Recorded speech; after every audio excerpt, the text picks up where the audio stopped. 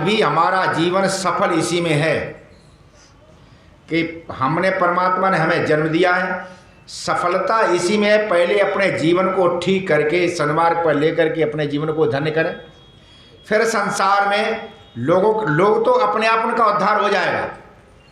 आपका अपना हो गया, आप अपने में ठीक हो गए ना, तो ये ध्यान रखो, तालाब कहीं जाता थोड़ी है, प्यासे ढूंढते हैं तालाब कहाँ। ब्रजानंद कहीं गए नहीं, दयानंद खोज करके आए, यहाँ पर है, जाना नहीं पड़ता। कल रात्रि में एक बालक आया मेरे पास में, 22-23 साल का, वो यहीं का था। मैं आपसे मिलना चाहता हूँ। मैंने क्यों? वेद पढ़ना चाहता हूँ। और तो कहीं वेद पढ़ने को मिलेगा नहीं, पढ़ने वाले को खोजते हैं लोग। आपके पास आए लोग किस उद्देश्य से आते? सत्संग में आए लोग किस उद्देश्य से आते? सत्संग में कुछ मिले, इसी उद्देश्य से आते लोग। सत्संग में जाए, वहाँ कुछ मिले। तो सत्संग के नाम पर चाहे सत्संग ना होता हो, जितने भी वो आयोजन होते हैं, जितनी भीड़ पहुँचती है, इसीलिए पहुँचती, कुछ मिले, लेकिन मिलता कुछ नहीं। कारण क्या है? हमेशा ये ध्यान रखो, शब्द वही हुआ करते, शब्द वही होते हैं। एक वक्ता बोलता वही शब्द है, दूसरा वक्ता वही शब्द बोलता है, लेकिन जिसकी वाणी तप से सनी हुई होती है ना, वो सीधा घर करती चली जाए। आवश्यकता है, वाणी कितनी तपस्वी है। वाणी के कई रूप होते हैं। सारे काम संसार में करती है क्या? वाणी करती है। प्रवचन का माध्यम क्या है? वाणी है। तो संसार में सारे काम वाणी करती है। सुधार का माध्यम भी क्या है?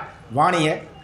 महाकवि शंकर ने लिखा ना, गिर जाता है गर्त में, गिर जाता है गर्त में, जब जो उन्नत देश, ऊंचा करते हैं उसे तब ऊंचे उपदेश। जब देश, परिवार, घर जब गड्ढे में गिर जाता है तो उसको ऊंचा करने वाला कोई होता है, तो कौन होता है? ऊंचे उपदेश।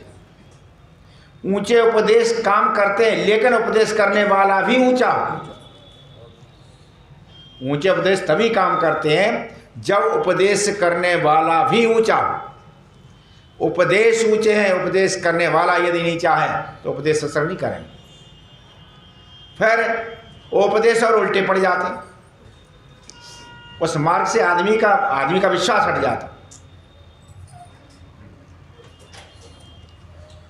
तो ऐसा हम अपने जीवन में करें। महाकवि शंकर ने एक जगह लिखा है, जगदीश को भुलाया, जड़ का बना पुजारी, समझा पिसान पाया, पर धूल छानता है। वह पास में खड़ा है, कुछ भी न जानता है। परमात्मा पास में भी कुछ भी न जानता।